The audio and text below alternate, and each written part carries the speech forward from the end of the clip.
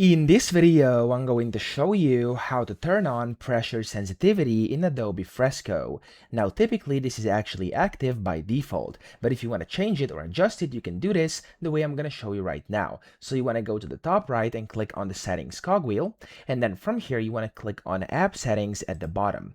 Now, when you do that, you want to go to input, which is the second tab over here, and as you can see, there's a button saying adjust stylus pressure. So you want to click on that, and then when you do this over here, as you can see, you can go from light to heavy over here, or you can keep it somewhere in the middle, and then you can basically adjust and maneuver this yourself. So you can do it like this, and that's going to kind of change and turn on your pressure sensitivity. So in case it's not apparent for you because you have it like at light, for example, you want to put it more towards heavy or something like this. And of course, you can also adjust this over here and then kind of test it out. So you can see over here on the right, you can basically start drawing and seeing how this is making effect on your drawing over here.